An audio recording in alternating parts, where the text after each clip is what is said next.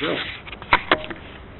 My name is Tim Merritt. I'm the headmaster at Faith Lutheran School in Plano, Texas. Faith Lutheran is a preschool through 12th grade school. As far as I know, until Wittenberg opened up, we are the only existing classical Lutheran high school in the nation right now, as far as I know. Correct me if you know of another one. There were a couple of other ones, and unfortunately they are no longer in existence. So as far as I know, we're it for high schools. I work primarily with the high school. We have a lower school principal who works with the elementary school. I am over the whole school as headmaster, but most of my focus has been on getting our high school going, and we graduated our first senior class this year, so we're very excited about that. It's a good thing. If you would join me, I'd just like to begin with a word of prayer and ask God's blessing on our session. Dear Heavenly Father, we thank you for the many blessings you give us. We ask that today you would bless our time together, that it may be productive and useful. We ask this in Jesus' name. Amen. All right. This session is designed to be more practical than theoretical. So there is a little bit of theory at the beginning, and then I'll try to give you some examples of ways in which you can teach the great books. In order to do that, we do have to do a little bit of theory and discussion at the beginning, though, and that begins with the question, what makes a book one of the so-called great books? Now, great books with a capital G and a capital B, meaning that they are a specific type of book, not just a book that people think is a good book or a great book. They meet certain criteria in order to do that. Robert Hutchins stated in the preface to the 1952 Encyclopedia Britannica 54-volume series titled The Great Books of the Western World, that they are those which have endured, and that the common voice of mankind has called the finest creations in writing of the Western mind. Now, I went on eBay after I had read some of the stuff that was in not only Hutchins, but this is also Mortimer Adler's series that he did, and I had been so impressed with what I'd read that he had written that I actually went on eBay and I found somebody that had a 54-volume set, and I bought it for like $150, all 54 volumes, because somebody obviously didn't know what they were getting rid of. So I've got a great series that sits on my shelf now that has all of these books as well. Now, I know a lot of times we say, don't go to Wikipedia for a source, but they actually weren't too bad on this particular definition, so I'm going to use this. Wikipedia is not too far off when it says, great books refers to some group of books that tradition and various institutions and authorities have regarded as constituting or best expressing the foundations of Western culture. To qualify, they must have contemporary significance, that is, relevance to the problems and issues of our times. They must be inexhaustible. In other words, they can be read again and again with benefit. And 3, they must be relevant to a large number of the great ideas and great issues that have occupied the minds of thinking individuals for the last 25 centuries. And I added one additional one on there. By default, they end up being this. But great books are also well written in both their style and the quality of their language. In other words, if it is a particular form of poetry, it should be one of the best examples of that form of poetry. If it is a persuasive type thing that's trying to persuade you of something, it should be one of the best examples of that. That's why they endure, that's why they last a long time. The most important component of this is the reason that they are great books and they continue to be read year after year after year is the themes that they deal with are important. They're important to all people, no matter where you live or what your background comes from. They deal with questions like, what is man? What is my reason for being here? Is there a creator? These are the types of themes that pop up again and again in these books. Obviously, they don't all get to the correct answer, because in order to get to the correct answer, it required the revelation of our God. But these are the questions that are dealt with in these books, and that's what makes them a great book. What are some of the books included on this list? Well, that depends a lot on who you ask. Certain people would include certain books and not include other books. I've given you 2 sample lists that are attached to the handouts that I've given you. The larger one is an example list compiled from How to Read a Book by Mortimer Adler in 1940, and the second edition by him and Charles Van Doren in 1972. Some of the books on the list are obvious ones that nobody debates about. Nobody debates that the Iliad and the Odyssey are classics and that they are great books. They're being read many, many years after they were written, obviously, and that's because people still get value from them. Some of the books that people might debate, for example, some people would say that Great Expectations is a great book, and other people would say it's not a great book. There's some people that debate those different things. Most of the ones that are debated on the list are more recent in their additions to the list, and that's why perhaps they would be debated. A lot of the ones that have been on there have been on this list for a very long time. So I gave you their list, which has like 165 or 61 on it. Has a number of different books that are on there, including some of the more recent ones. And then the other thing that I gave you is the reading list that we use in our high school. And our high school teaches theology, history, and literature together.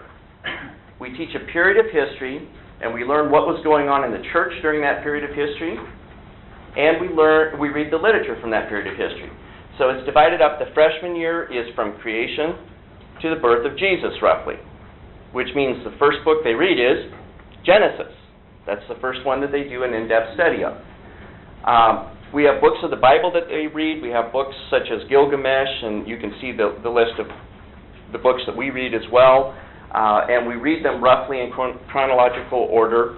And then there's some other books that are more modern books that we throw in there, partly because their brain gets crushed if you do too many of the hard books without some break in between there.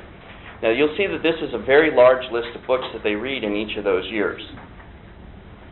If you're going to try to get them through a number of the great books, it is going to be a lot of work. There's no way to get around that. I assign an average of 50 pages a night of reading. That's an average reading. More difficult works, we do shorter sections of. Easier works, you can do larger sections of. For example, a book like C.S. Lewis's Chronicles of Narnia, if you're doing things like that, they can whip out 8 chapters of that in a night. That's much easier for them to read through that than it is reading something in dactylic hexameter, which is a lot more difficult to read. All right. So there's 2 possible lists that I gave you of books that are on the list that's in there. Freshman year, I said we go from creation to the birth of Christ, then we go from the birth of Christ to the Reformation in the sophomore year, from the Reformation to the modern era with a heavy emphasis on American history in the junior year, and the senior year is really the fun year. The students really enjoyed what we did in the senior year. For theology, we did Christian apologetics, the logical, reasonable defense of your faith, and we read books from all the different epics that we did not get to before, and it really was an enjoyable time. And then a lot of the works that we did also were government-based. So we started with Plato's Republic and so on and so forth, so they can get a good basis for an understanding of how the founders arrived at our form of government.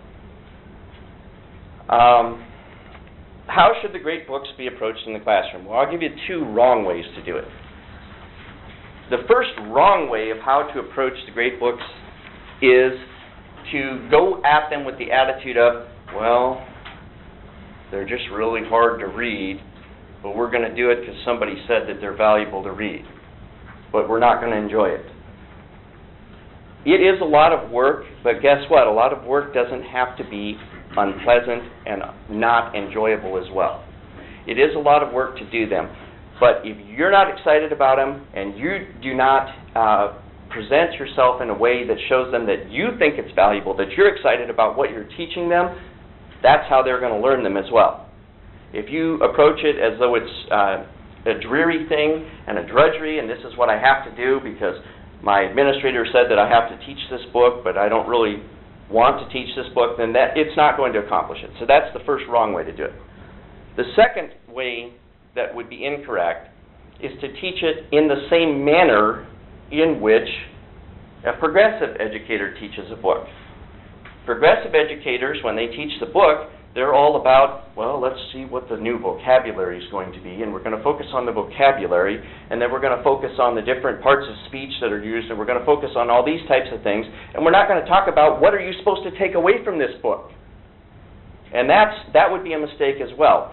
If you merely take a book that was not good quality and replace it with a great book, but you don't teach it in a different way, you're going to cheat yourself and your students out of the richness of these books.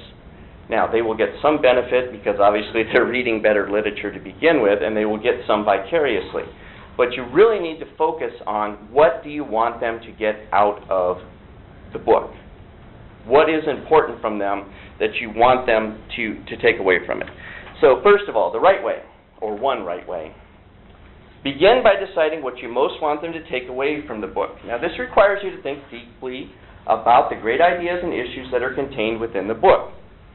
I usually look for major themes such as virtue and vice, or law and gospel, or major themes like that carry through many different books. Now, I mentioned that series, The Great Books of the Western World.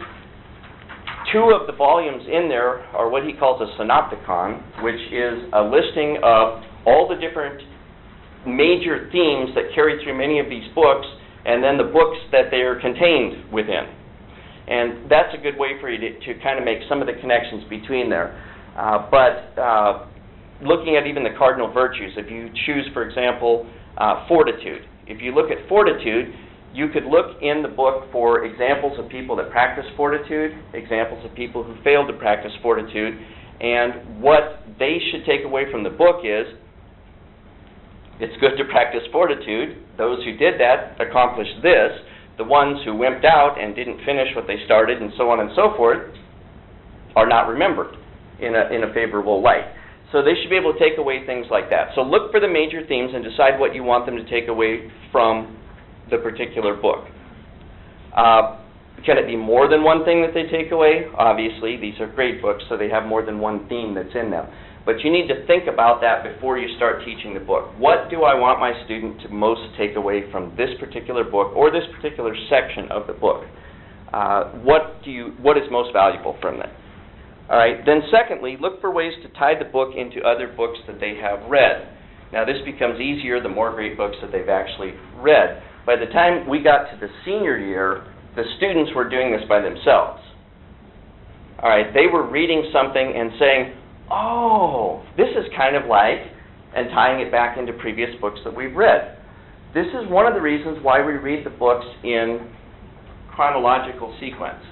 We've often been questioned about that. Parents have said, really, you're going to do Sophocles and Aristotle and all of these in the freshman year? Wouldn't you leave those to a later year because they're harder to understand? Well, you could do that, but then all the books that refer to them that you read later on, they're going to miss the references. For example, one of the pieces that I'm going to demo a little bit of for you is The Pilgrim's Progress. How many of you have seen the movie or read the book Little Women? How many of you have seen, or how many of you have read this book? If you haven't read this book, you don't understand what Little Women's about. All right, Little Women, when he says to his daughters, be my good little pilgrims, and they resolve that they're going to walk the pilgrim's path, that's from this book. And if you haven't read this book, then you don't fully understand where that's going. So we read this book before we read Little Women. This happens to be in year 3 that they do these two. But it comes to a much better understanding, and then they sit there and go, oh, that's what it's talking about there. And they can make those connections. So you want to look for connections to that.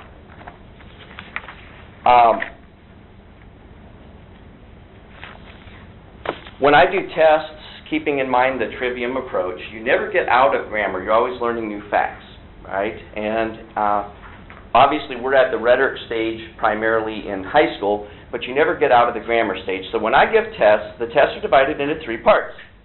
The first part is grammar stage questions. And these are things like, who was this character? What event happened here? You know, these are regurgitation of facts.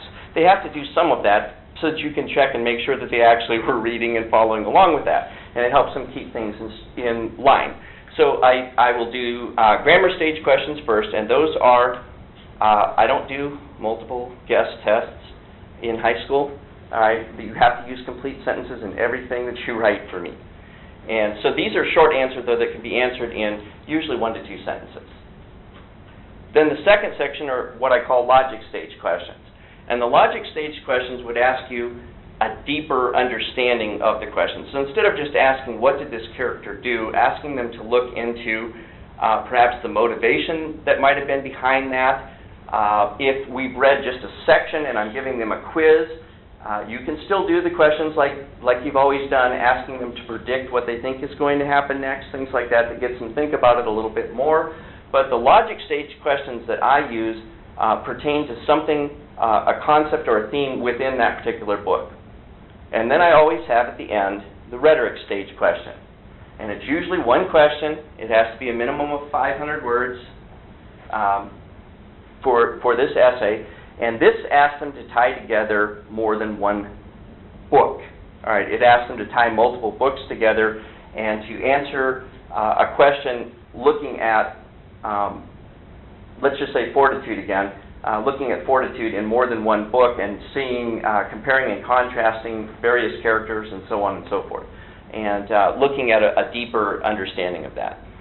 So I always divide my tests into 3 parts because they do have to answer some fact-based questions as well, but the main one that they always look forward to is, they actually look forward to the rhetoric stage one. They really enjoyed the opportunity to really deeply ponder and think about this particular concept. The other thing that I always did is, this is a freshman project specifically. Freshmen are required to write a major paper, and that's a 25-page paper.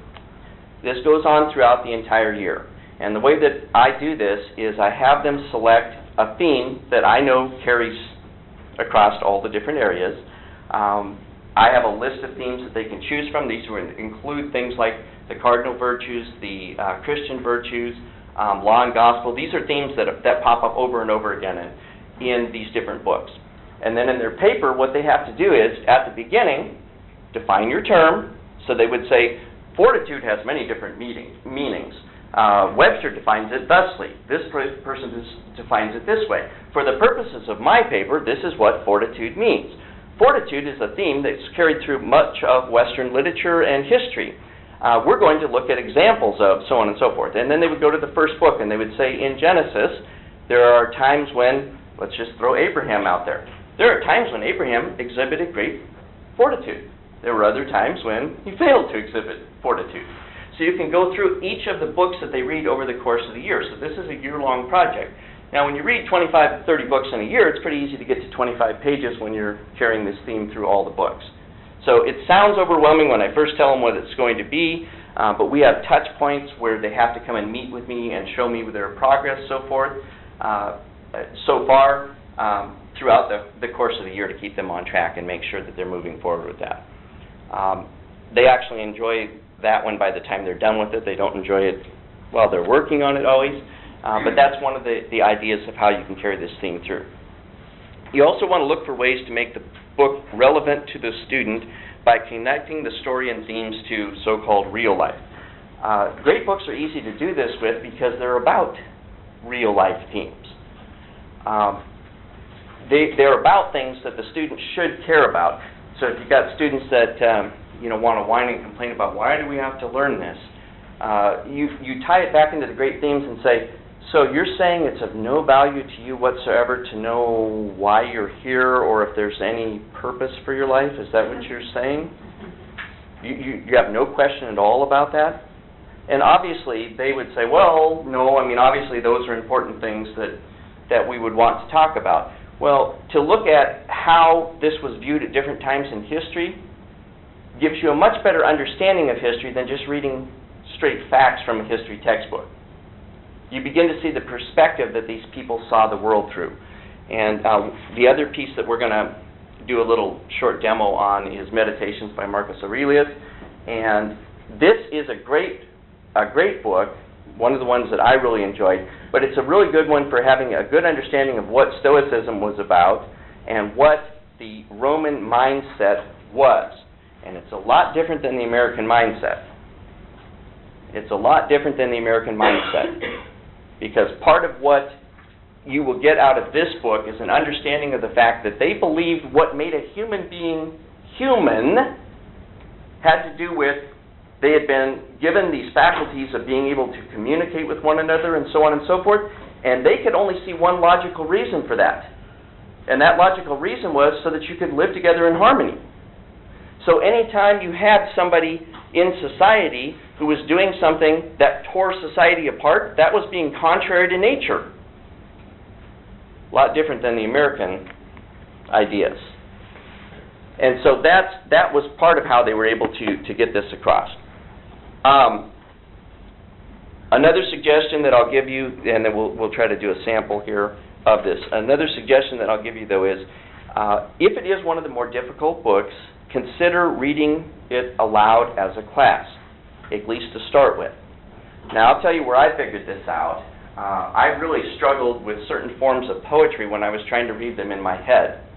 And I'm sitting there going, now I know, I've read what the meter is supposed to be on this, but I can't make it flow when I read it. It still seems disjointed.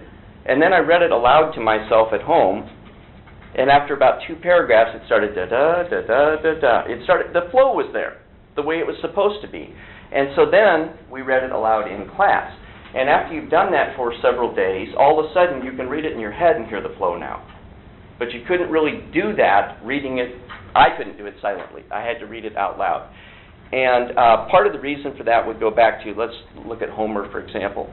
Homer was not passed down in written form for many of the years. All right? It was designed to be heard. These things were designed to be heard aloud.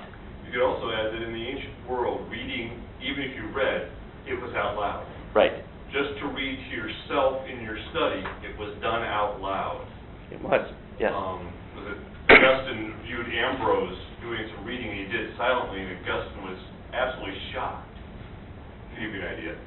What's he doing? How do you do that silently? And this is one of the most brilliant minds in history. It was, and just real quick, my background was originally in elementary education, and so I actually started out teaching 2nd grade, and then I taught 3rd grade when I first came to Faith there, and I actually came up with a pretty, I thought, innovative way to be able to get them to do more oral out loud reading.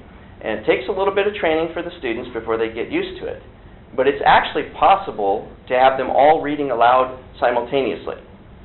It's actually possible once you've trained them, and then they're able to just focus on their own and drown the others out. And so I would have them all begin reading aloud, and I would walk around and kneel near individual kids and listen to them for a while and get some idea of how they were doing and so on and so forth. And it was a way to add additional oral reading in. Obviously, you can have them read one at a time and so on as well. This was a way where I could get more oral reading in and give them the opportunity to read at their own paces and so forth. The first couple times I did it, it seemed like a lot of chaos, and the kids were getting a little bit, confused because others were reading at a faster rate and slower rate. But after about the 3rd time, everyone just did their thing. And it worked out really well. So that's just another idea on that. One of the things that I hear from teachers a lot, and this is on my own staff as well, is teachers like to know everything before they teach something. And so they'll say, well, I just don't feel like I'm enough of an expert on that, so I don't know how I can start teaching that, and so on and so forth. Well, you can't really go back and get a classical education from the ground up again now. So we're learning on the fly along with the kids. You have to just dive in and try it. And you're going to make some mistakes. I made some mistakes. I'm sure many things that I'll do different 2nd time through now. I've taught all 4 years of it because the first class begged me to move up with them, so I moved up with them each year, which was a huge amount of work to be able to go through and read all of these books and so forth. But you have to just dive in, and you have to just say, God has made me an educator, has given me some instinctive things where you're going to do some of it right, all right? And so you just have to dive in and just start somewhere. You have to start somewhere with that. Most of you don't have high school age students. I will tell you that if you're familiar with Veritas Press's materials, they're actually starting those books in the 7th grade. So they're actually starting some of those books at an even earlier age, so it is possible to do some of the great books. Would you want to do 30 of them in a year with a 7th grader? Probably not. But you certainly could do 10 fairly easily, or 8 of them. Start somewhere and start getting them exposed to better literature that has better value to that. All right, so attached, I have given you off of, if you're not familiar with the Project Gutenberg, gutenbergpress.org. If you go there, virtually every great book has now been translated and put into digital form for free online. And if you go to Gutenberg Press, if you go to their online site, this Project Gutenberg, you can get it in a bunch of different formats. My personal favorite is the Kindle format because it looks really nice and it's easy on the eyes and so on and so forth. But if you don't want to go out and purchase the hard copy of the books and you want to just dive into it a little bit before you start spending a bunch of money buying books, you can go and get these online. So I've given you the 2 books that I want to talk about here and do a sample lesson for you. I've given you those in electronic form, sections of them.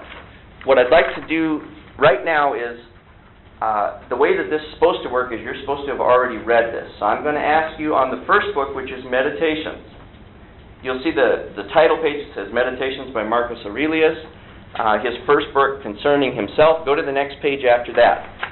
I'm going to ask you to read the next 2 pages, and I'm going to give you a few minutes to do that. Quickly read through those next 2 pages, and then I'll show you how I would lecture on this section.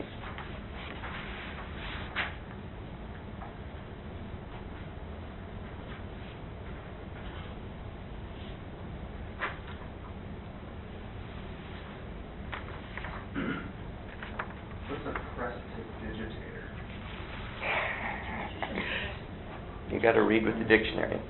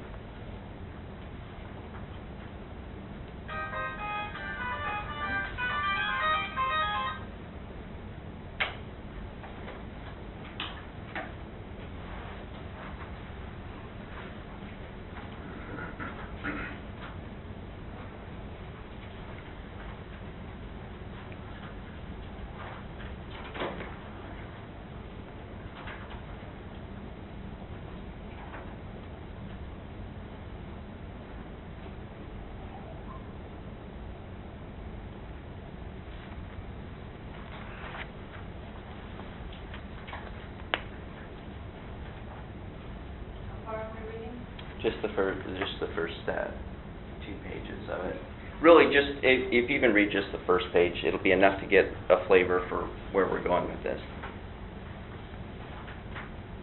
You can get through the Rusticus section, it'll be enough to get a, which is my personal favorite, but I like the other translation of it better.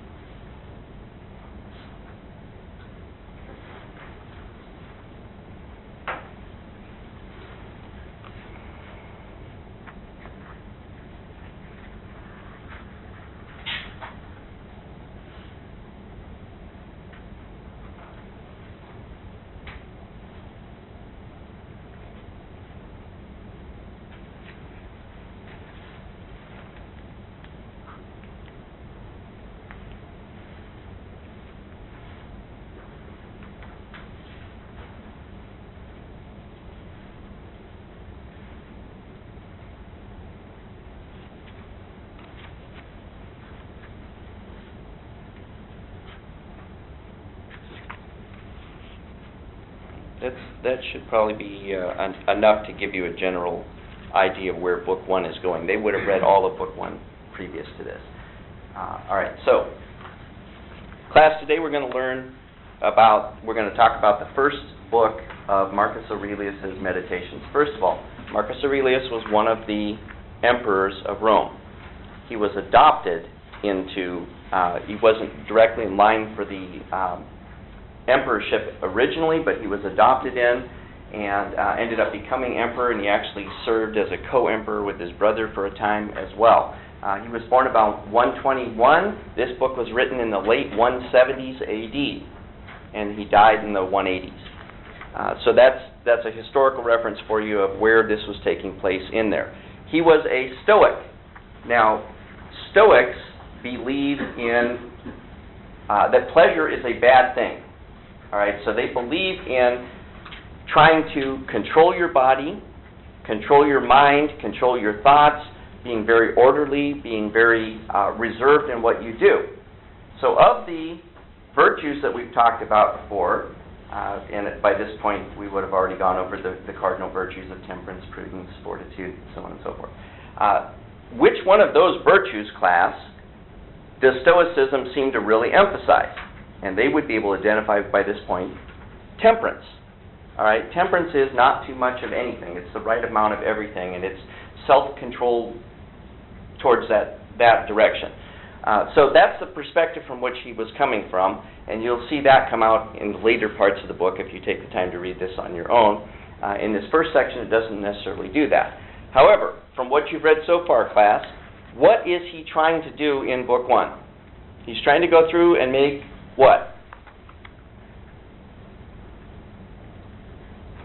Beginning to set the groundwork of what it is that he most finds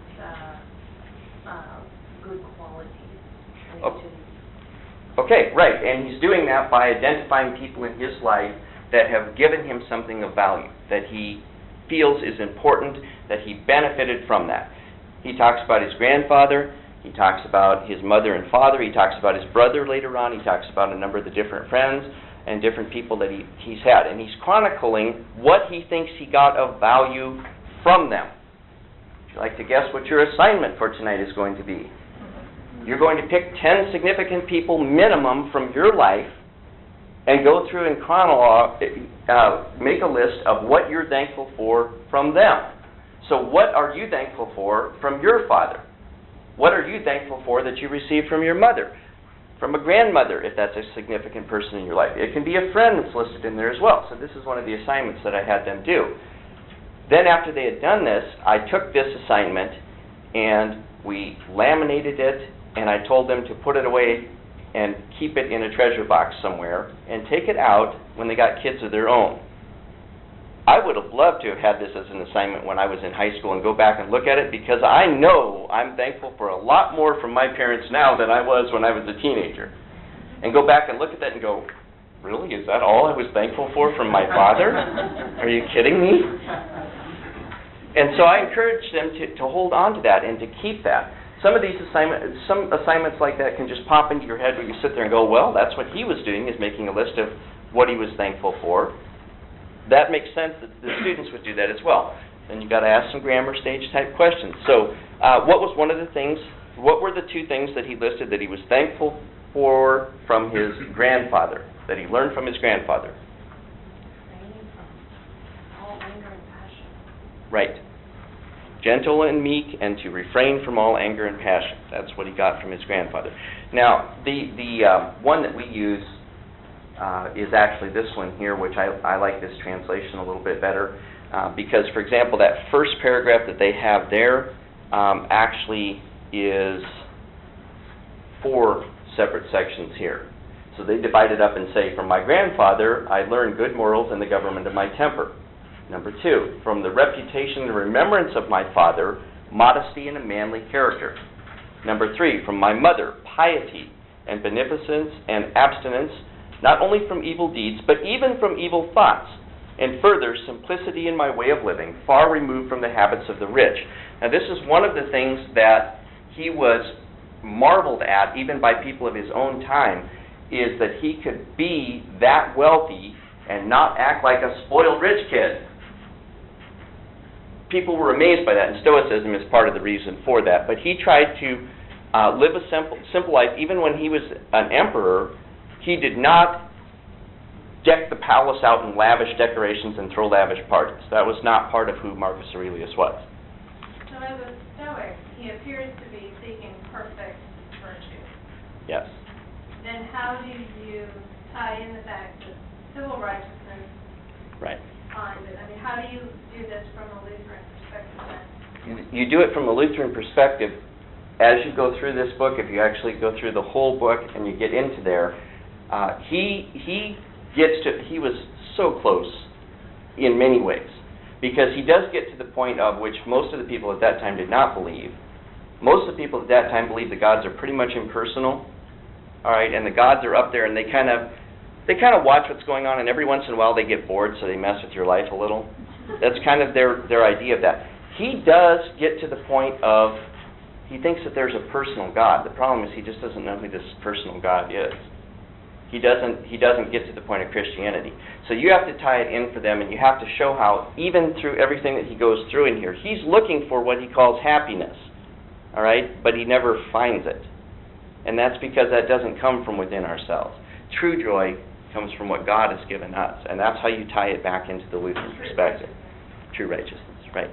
And that's the assurance that we are redeemed and that we're going to be with Jesus one day is what can give you joy even in suffering and tribulation on earth. And that's how you can tie it back into that.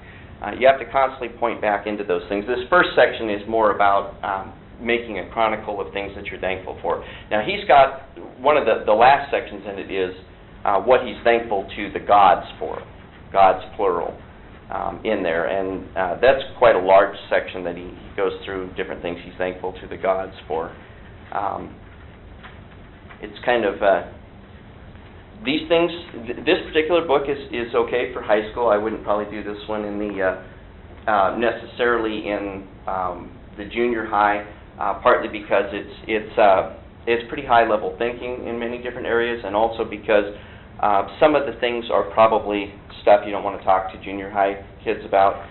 One of the things he's indebted to the gods for was that he preserved the flower of his youth and did not make proof of his virility before the proper season. So that's probably not something you want to explain to your junior high kids what he's talking about with that. But he was thankful for that he did not, his housekeeper, which I guess it was pretty common for rich kids growing up to have some sort of relationship with their nanny when they got older, and he did not do that and so forth. So he was thankful that the gods preserved him from that. Yeah. I think in general, in all the great books, you see how much virtue these heathen had. And it reminds us, like, hey, compare Christians today, how these people live. They live more righteously a lot of times than Christians do today.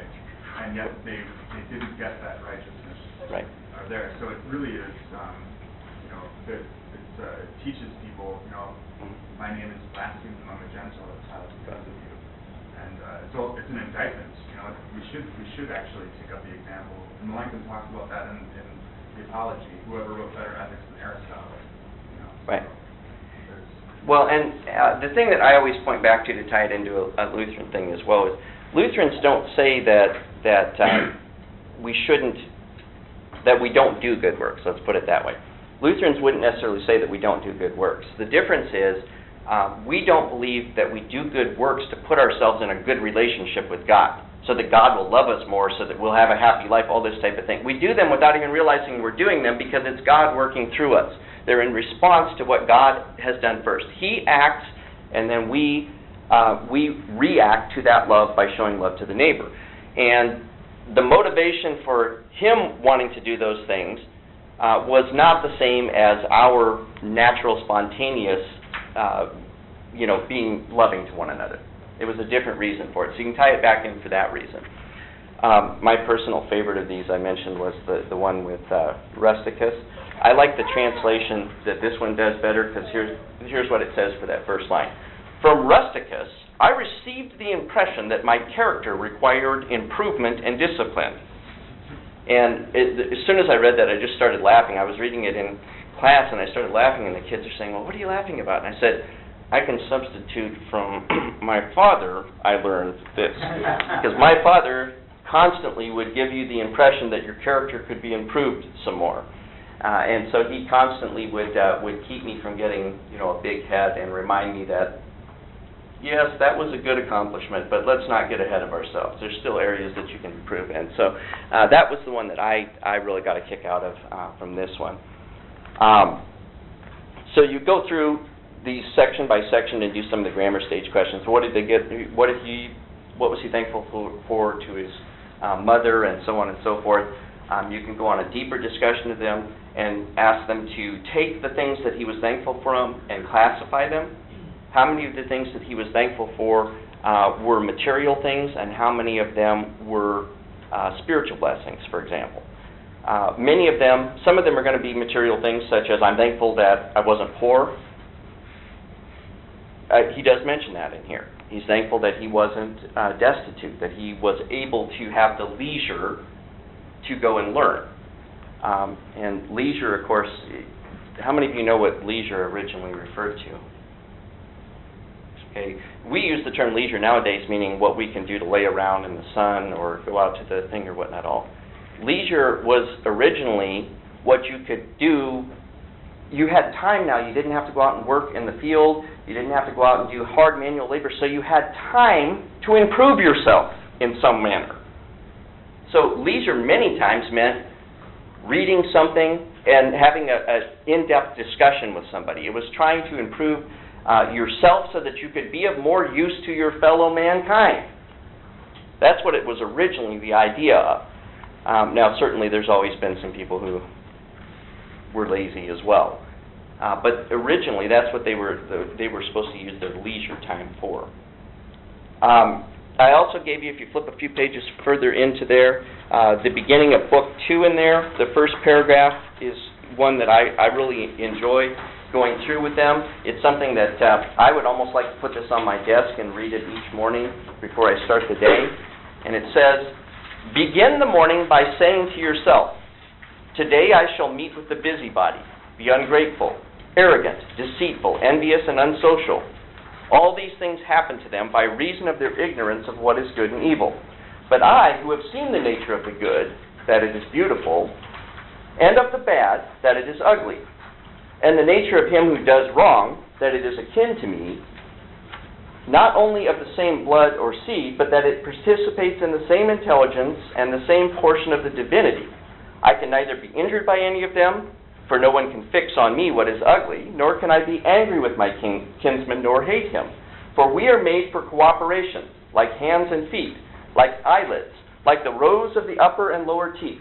To act against one another then is contrary to nature, and it is acting against one another to be vexed and to turn away. This tells you what their worldview was. And it's a lot different, obviously, than what ours is. And it's not necessarily a Christian worldview in the sense of that. You can see, obviously, we believe that we're part of the body of, the church is the body, is the body, and we each have different functions and so forth as well. They believed it was actually contrary to who you were as a human being to not cooperate. Their whole point was, if you're so independent-minded that you want to do everything yourself, then go be a hermit somewhere. If you want to live in society, this is what it means. It means to cooperate and to work towards the better for everyone. So that's an interesting perspective as well on that. The other book I want to do just a little bit on, I think we got a few minutes left yet. Yeah. Is the first part of the Pilgrim's Progress. I love this book. This is a great book. Most of you probably are not aware, after the Bible, this is the most published and read book in the English language. It's a huge piece of Western literature, particularly in English. Very important section on that as well. So I've given you a little bit of that book as well. So if you flip through in your handout, you'll see where we'll say, I forget how many pages down it is. 1, 2, 3. It's like probably on the fourth actual flip over. And it'll say Chapter 1, and at the top it says Project Gutenberg's The Pilgrim's Progress. All right. This one, instead of having you read it to yourselves, let's just read the first bit of it aloud. As I walked through the wilderness of this world, I lighted on a certain place where was a den, and laid me down in that place to sleep. And as I slept, I dreamed a dream. I dreamed, and behold, I saw a man clothed with rags, standing in a certain place, with his face from his own house, a book in his hand, and a great burden upon his back. I looked and saw him open the book and read therein. And as he read, he wept and trembled. And not being able longer to contain, he brake out with a lamentable cry, saying, "What shall I do?" Now, you can pause there with your class at that particular point and ask them, what do you think he's reading? What do you think he might have encountered that would cause him to cry out, "What shall I do?" Some of the, we kind of had a cheater in our class because we had somebody that had already read it, but who knew which book we were talking about that he's encountering. This book is the story of a man named Christian who is walking the pilgrim's path. In other words, the path here on earth through all the temptations that go on earth, and trying to keep his eyes fixed on the goal at the end and to fight his way to eternal life. And so what do you suppose he's encountering at the beginning that tells him he needs to seek eternal life? The law. He's coming up against the law. So it's obviously the scriptures that are going to identify the law for him. Let's continue on here. In this plight, therefore, he went home and restrained himself as long as he could, that his wife and children should not perceive his distress. But he could not be silent long, because that his trouble increased. Wherefore at length he brake his mind to his wife and children, and thus he began to talk to them. "O my dear wife," he said, "and you my sweet children, I, your dear friend, am in myself undone by reason of the burden that lieth hard upon me. Moreover, I am told to a certainty that this our city will be burned with fire from heaven, in which fearful overthrow both myself and thee my wife and you my sweet babes shall miserably come to ruin, except some way of escape can be found whereby we may be delivered." At this all his family were sore amazed, not for that they believed what he had said to them was true, but because they thought that some frenzy or madness had got into his head. Therefore, it drawing toward night, and they hoping that sleep might settle his brain, with all haste they got him to bed. But the night was as troublesome to him as the day, wherefore instead of sleeping, he spent in it sighs and tears. So when the morning was come, they would know how he did. He told them, worse and worse. He also set to talking to them again, and they began to be hardened. They also thought to drive away his madness by harsh and surly treatment of him. Sometimes they would ridicule, sometimes they would chide, and sometimes they would quite neglect him. Wherefore he began to retire himself to his chamber, to pray for and pity them, and also to sorrow over his misery. He would also walk solitary in the field, sometimes reading and sometimes praying, and thus for some days he spent his time. Now, most of the kids that come to our school have been raised in a Christian family, but they have extended family that are not Christian, and they understand the pain that goes with realizing not only that you're condemned, but that everyone is condemned by their sin, and the pain of trying to tell your non-Christian family members about this and being ridiculed sometimes. Sometimes they're not very open to this. And that's what he's starting to experience here. Now I saw upon a time when he was walking in the fields that he was, as he was wont, reading in his book, and greatly distressed in his mind. And as he read, he burst out as he had done before, crying, "What shall I do to be saved?" I saw also that he looked this way and that, as if he would run, yet he stood still, because, as I perceived, he could not tell which way to go. I looked then, and I saw a man named Evangelist coming to him, who asked, "Wherefore dost thou cry?" He answered, "Sir, I read in this book in my hand that I am condemned to die, and after that to come to judgment. And I find that I am not willing to do the first, nor able to do the second." Then said Evangelist, "Why not willing to die, since this life is troubled with so many evils?" The man answered, "Because I fear that this burden that is upon my back will sink me lower than the grave, and I shall fall into Tophet. And, sir, if I be not fit to go to prison, I am not fit to go to judgment, and from thence to death. And the thoughts of these things make me cry." Then the evangelist said, "If this be thy condition, why standest thou still?" Isn't that a great question? If you recognize that destruction is coming on you, judgment is coming on you, why do you do nothing? And his response is the only one you can give. He answered, "Because I know not whither to go." Then he gave him a parchment roll, and there was written, "Flee from the wrath to come." The man therefore read it, and looking upon Evangelist very carefully, he said, "Whither must I fly?" Then said Evangelist, pointing with his finger over a very wide field, "Do you see yonder wicket gate?" The man said, "No." Then said the other, "Do you see yonder shining light?" He said, "I think I do." Then said Evangelist, "Keep that light in your eye, and go up directly thereto. So shalt thou see the gate, at which, when thou knockest, it shall be told thee what thou shalt do." And so in my dream, I saw in my dream that the man began to run. Now he had not run far from his own door, when his wife and his children, perceiving it, began to cry after him to return. But the man put his fingers in his ears, and ran on, crying, "Life, life, eternal life." And so he looked not behind him, but fled toward the middle of the plain. All right, that's all the further that we're gonna go through here on this. But is he able to figure out how to save himself from his sin on his own? He's not able to figure out how to save himself. What does the Scripture say? Faith comes by hearing, hearing by the Word of God. How shall they hear without someone to tell them? And how shall they go tell them unless they are sent? All right, so the evangelist tells him where he needs to go. The man is afraid to die. He said he does not want to die because he is afraid that after he dies, this burden on his back is going to crush him lower than the grave. Now we're going to find out later on what that burden is. That burden is the guilt of his sin. And did you say somebody in here said they had read this before? And where does the burden fall off? I don't know. Okay. The burden, he's thinking, who's going to take it off, or how do I get it off? How do I get the burden off? And the burden falls off of its own accord at the cross.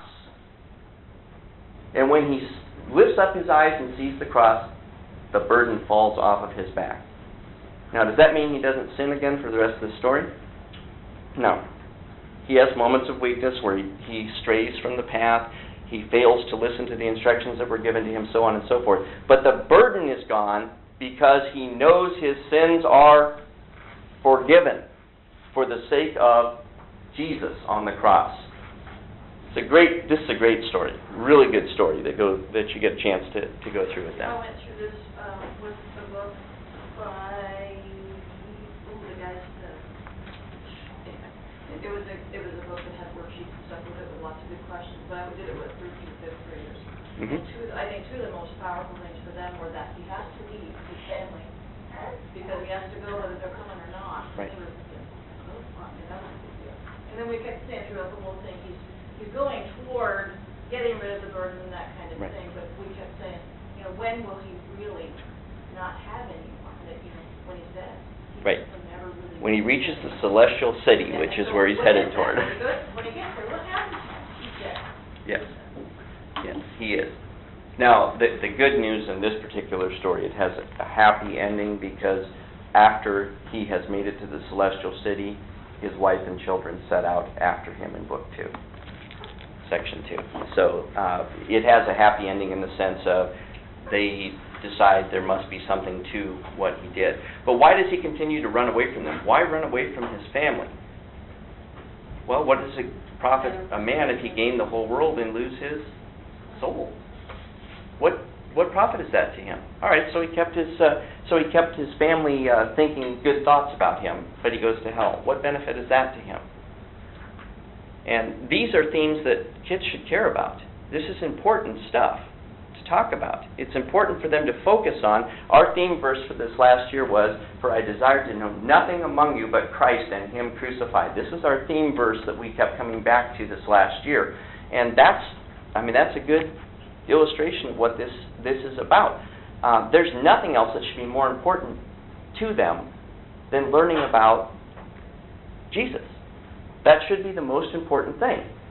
I know when I first came to Faith, I've been there 14 years now. I taught for 5 years before Mr. Keyser went on to the seminary and I became the principal. But I remember when I first came there, the first time that I wrote students up for failing to learn their memory work, I had some parents that were a little irritated about that. Why would you write them up for something like that? And I said, well, I was under the impression that you sent them here because this was the most important thing that they were supposed to learn. So it's totally unacceptable that they didn't learn it. And learning your memory work does not mean in the car on the way to school in the morning saying it 5 or 10 times so that you can come up to the teacher's desk and spit it out, and then 2 hours later, literally, they can't remember the verse.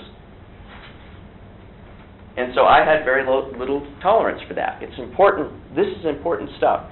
This is life or death, eternal life or death stuff. And these are important themes to go through. So this is a great book. You talk to them about themes like that. Certainly you ask them some of the fact-based questions. As you go along with that, you ask them more in-depth questions.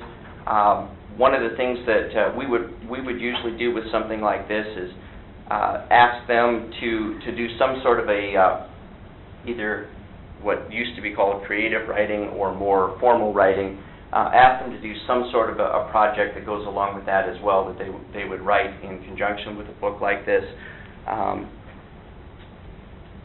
Trying to put into words their own struggles that they've gone through, and to look at some of the things that they have encountered and see what are some times when I was like Christian. What were some times in my life that are like that? Now, in order to get students to share something like that, you might think, oh, high school students will never share that. Sure they will. As soon as I've sat there and told them stories from my life, then they realize it's safe to do this, that we all stumble.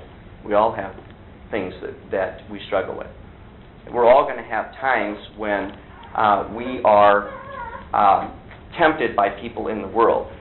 Another one of the great things about this book, you already heard the person's name is Christian. The person that told him where to go is named Evangelist. All of the characters in the book have names that talk about what they're like. So the two people that pursue him and try to get him to come back, one is named Pliable and one is named Obstinate. And the obstinate guy is, gee, I wonder, obstinate.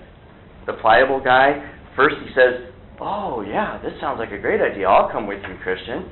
And he comes along thinking it's going to be like a paved road the whole way, and he hits a slough of despond and gets mired down, and he basically goes, this isn't what I signed on for. I thought it was all going to be a bed of roses. And Christian says, don't give up, try to get out of it with me, keep fighting with me. And he says, no, I'm going back. And he leaves. Christian can't get out of the slough himself either, he has to be lifted out. But they go through all these different challenges that they go through. I didn't realize that when people talk about there's that magazine Vanity Fair. Vanity Fair is one of the places that they're tempted to go check out. It's a fair with all the temptations of the world in it. I didn't know a lot of that stuff came out of this book. Did you? Answers and Genesis is the one that did that. It's Oh. kind of literature you have studied. And Great. I don't know why they did it, but even if you don't want to use all the questions and stuff, I think it's helpful for the teacher because it's also annotated. And Right. so when you come up to words that we don't hear anymore, stuff like that. That's a good point that you mentioned, even if you don't want to use all the questions that are from it. Because this was the first time that I'd read the majority of these books. I'd read Plato's Republic and a few of the others in my years of study. But the majority of them I had not read before. I didn't have a good grasp of what we're supposed to read and so on and so forth. It would have been wonderful, and hopefully some of these really smart guys that we've been listening to over here will put something together. We need a Lutheran resource that helps teachers go through and teach this. We're using one to start with because we had to start somewhere that's not specifically Lutheran. Veritas Press is the one that's put that out. Now, thankfully, they got Gene Edward V to be the editor of the last three of them. All right, but they're from a Reformed perspective. Now, it gives you a baseline of what you're looking for. They've got pretty good introductions written into it that explain the author, the history, those type of things.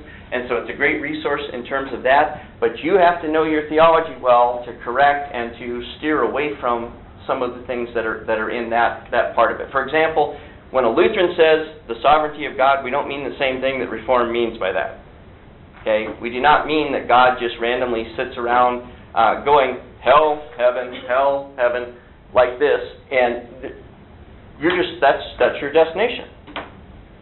Certainly we mean that God is sovereign in that nothing occurs without God allowing it to happen and therefore being in control. But that's different than God forcing you to reject and go to hell. That's a different concept to that.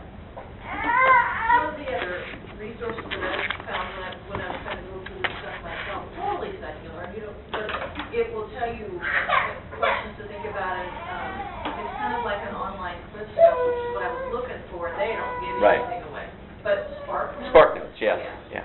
And they at least will summarize what most people think it's about. You don't have to agree with it, but it will Yes. tell you what you're supposed to be thinking about. They will, and by the way, teachers should be very familiar with those online sources because otherwise you can't catch your kids cheating.